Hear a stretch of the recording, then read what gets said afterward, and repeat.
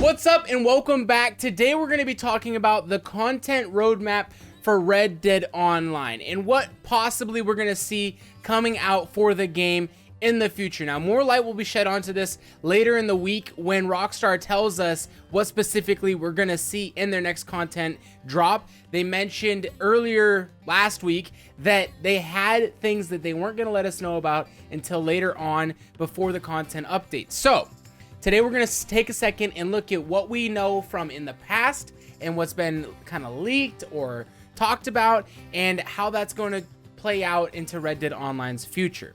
I'm Bandit Barney, bringing you everything you need to know about Red Dead 2 and Red Dead Online. Thank you for stopping by. Appreciate you. Without further ado, let's dive in. And I think the first thing that we're going to see in this content update coming up, I think it's for February 26th. In that content update, I think we can most likely expect some more storyline to the online mode.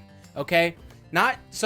I think that's going to be like kind of the core piece of it. We're going to have more story, and I think along with that story, we're going to have new items. As a business, we'll be looking at Rockstar to figure out different ways to monetize Red Dead Online. One of the big things going so far that I don't want to say hasn't worked so well, but that could be done better is their microtransactions aren't being dived into by the community because there's just not a lot of incentive. There's not a lot of incentive to go ahead and get those things. So we're going to look at, in every single big content update, a lot of different items that are added to the game that players can purchase, and thus a portion of the community will purchase microtransactions in order to get those. That'll be the business side play. But the player-based the player-based decision here is to get more storyline into the game immediately. Once again, this is opinion.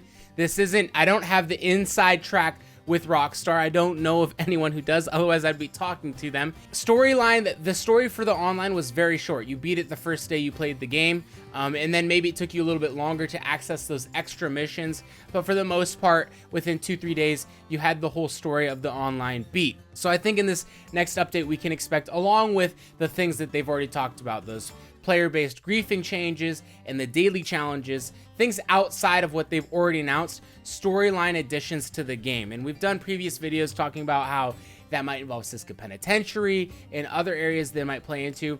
But the online desperately needs new content. Rockstar's confirmed that there is new content coming, and I think that's going to be in the form of storyline missions along with extra weapons and things that are going to be added to the game. There's probably going to be new clothing. The storyline will introduce all these items, and then they'll become accessible in your player catalog.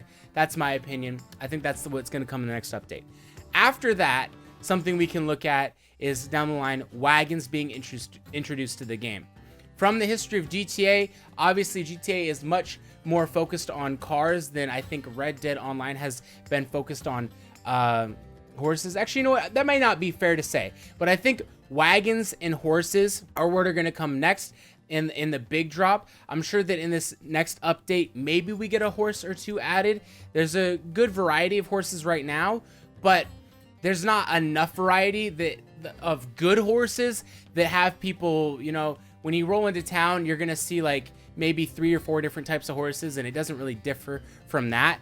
So I think that after this current update, what we're going to see is wagons and specifically more things added to the stables, more accessibility and changes and variety that we can do with the stables. It's something that GTA has done extremely well, which is allowing players to customize different cars, get different cars, and enjoy different experiences with those cars.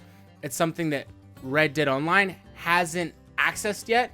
And I think it'll be a little bit more difficult to do because you can't change the interior on your horse, but it's still doable. And there's ways that we can make getting personalized horses as fun as it was to get a personalized car in GTA. So I think that that's something that they'll look forward to doing after this content update. Maybe a month, 2 down the line, add in some more variety there. This is going to be really good. Anytime a developer can release content that can be bought through their microtransaction, it's good for the developer. And I know players don't like hearing that all the time, but as a business, that's things that, you know, sometimes you can focus on. Hey, in order to be successful, we need players to buy the things we're trying to sell them. And so adding in new horses and variety is going to be one way of doing that. Then after the wagons, that is, and I think this is something like maybe 4 or 5 months from now. And I would be totally pleased if this is something that later this week they announced, hey, it's coming to the game, which is heists. I think heist is a more long-term play. It is something that we will inevitably see in Red Dead Online because it's in GTA Online, and Red Dead Online is much more the game to go down the alley of outlaw robbing banks type play. So we're gonna definitely see heists in the game. It's just a matter of time. This is something that we've talked about and that the players, us, have been talking about and wanting since Red Dead Online has been released. Getting Red Dead Online to the imaginary state, that the state where we can imagine it being, right? To get it there, it's going to take time. It's not something that can be done overnight. I think heists might be something that are put down a little bit further because, one, there's a lot of bugs still in the game, and you always have to be careful when your game has a lot of bugs, and then you add in something like heists, which will potentially earn players a lot of money, because if that gets exploited in any way, players can earn tons of money, and then it hurts the business on the other end when those microtransactions aren't needed, because you can actually just get everything fairly easily in game. So that's something that's one reason why I think when we look at heists more down the line, when the game's more fleshed out with less bugs in it, probably when the game comes out of beta, that's something that we'll see a few more months after it comes out of beta. I think that it's something we see faster than it came to GTA. I think it belongs in this game. It's fitting. It's an outlaw game. We should have heists at some point. It's just a matter of time. And I think it's something that Rockstar will work towards getting done. But the game's in a state right now where it might be more hurtful than good to bring it into the game, just because of all the bugs and things that can be done. And it's a big update. Adding heists into a game is a really, really big update. So under the pressure that Rockstar's under, which I'm not fully aware of, but I know that they're actively really trying to get things out to please us, their players. And I think that heists are something that we really want, but they're just not really prepared to put in the game yet. After heists, I think will come property. The reason I think property is going to come in later is because right now we have camps, right? So I think that additions and changes to camps are going to come before property comes, and at some time down the line we may be able to get property in the form of a business or maybe in the form of a home. I think camps are going to be adjusted and added to for a while before we actually end up getting property that we can purchase in game. Property to purchase is going to be a great thing for Rockstar, because anytime you add in significant buying points in the game, once again, it's going to be a way to get that microtransactions going. And I know that I'm talking a lot about microtransactions just because I think that that is something that as a developer, as the head of a developer, you know, like Take-Two is really going to be focused on, all right, well, how is this update going to make us money? How is this update going to make us money? And I don't think it's a bad thing. When you're a business, you should be looking at how are we going to make money when we do this. I think before that comes, how are we going to please the consumer? Because if you don't please the consumer, at the end of the day, you're not going to be making money. So I think, how do we please the consumer, and then how is it going to make money, are two things that the business is actively going to be looking at. Property is probably going to be, I think it'll be farther down the line, just because we already have camps, and there's a lot we could do with camps that should be added, or in my opinion, could be done before we started adding in things like property.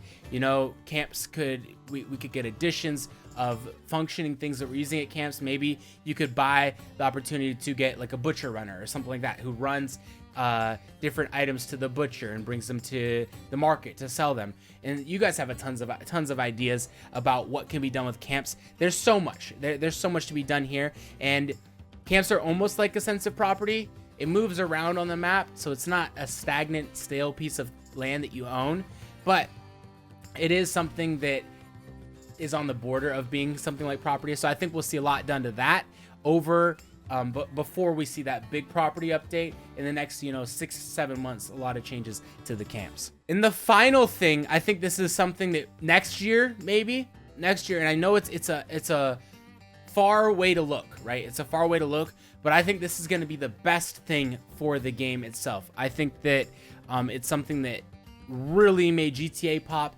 and that is the addition of a creator studio like that's linked to Social Club, so players can play different player created maps.